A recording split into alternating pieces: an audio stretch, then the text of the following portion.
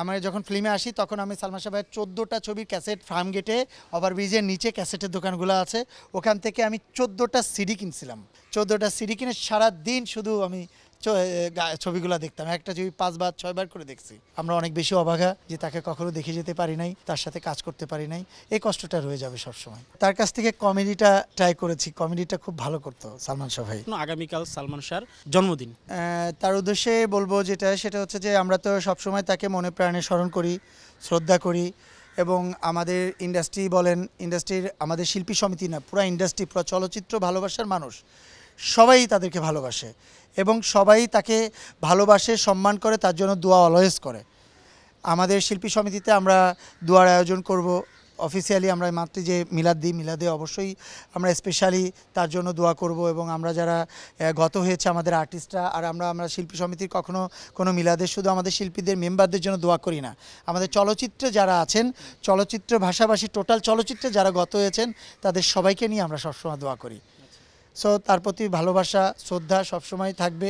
আমরা অনেক বেশি অবাগা যে তাকে কখনো দেখে যেতে পারি নাই, তার সাথে কাজ করতে পারি নাই, এই কষ্টটা রয়ে যাবে সবসময়। সালমান শাহের বিষয়ে কথা বলে আসলে তার বিষয়ে কথা শেষ হবে না কখনোই। আপনি এক জায়গা থেকে তার ১৪টা ক্যাসেট কিনে সিনেমা দেখেছেন, আসলে তার কাছে কি কি শিখেছেন? তার মতন একজন মানুষের কাছে কি কি শেখা যায়? আপনি কি কি শিখেছেন? আমি তার কাছ থেকে কমেডিটা ট্রাই করেছি, কমেডিটা খুব ভালো করতো সালমান শাহ ভাই।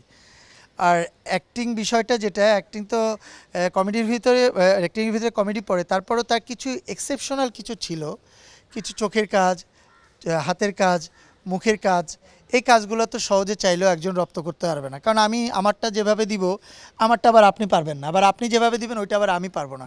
কিছু তো স্পেশালিটিস থাকে প্রতিটা আর্টিস্টের। সো তার অনেক কিছুই আমার ভালো লাগে, বাট তার কমেডিটা আমার কাছে আমি সবসময় এনজয় করি করার জন্য। চিনি বিবি ছবি দেখার পর আমার অনেক কমেন্টস আসছিল যেখানে লেখা সালমান শাহের মতো লাগতেছে। তাই যাই হোক, সেটা না, আমি তখন অনেক বেশি সালমান শাহ ভাইয়ের ছবি দেখতাম, কারণ আমার যখন ফিল্মে আসি তখন আমি সালমান শাহ ভাইয়ের ১৪টা ছবির ক্যাসেট আমার মনে আছে ফার্ম গেটে ওভারব্রিজের নিচে ক্যাসেটের দোকানগুলো আছে, ওখান থেকে আমি ১৪টা সিডি কিনছিলাম। ১৪টা একসাথে, ১৪টা সিডি কিনে সারাদিন শুধু আমি ছবিগুলো দেখতাম। একটা ছবি ৫ বার ৬ বার করে দেখছি, যে তার কান্নাটা কেমন হবে, সে হাসলে কেমন, কমেডিটা কেমন হতে পারে, তার ড্রামাগুলো কেমন হতে পারে, অ্যাকশানগুলো কেমন হতে পারে, আমি ট্রাই করেছিলাম তখন। তা আসলে ঘুরতে ঘুরতে ঘুরতে ঘুরতে হয় না, নিজেরটা নিজেরই মতোই চলে আসে, কখনো কারোর মতো চাইলেও করা সম্ভব না। আমি চেয়েছিলাম সালমান শাহ ভাইয়ের মতো একটু কপি করার ট্রাই, বাট হয় না, যারটা তাকেই ভালো লাগে। আমার রামচরণের ভালো লাগে, রামচরণের অ্যাকশান করতে ভালো লাগে। আমি মার্শাল আর্ট জানি, যেহেতু আমার ইচ্ছা আছে যে আমি ওই টাইপের মার্শাল আর্টের ছবি পাইলে আমি ফাটা ফেলবো। আমার এই অ্যাকশান ছবি করতে পছন্দ হয়, আমার থ্রিলার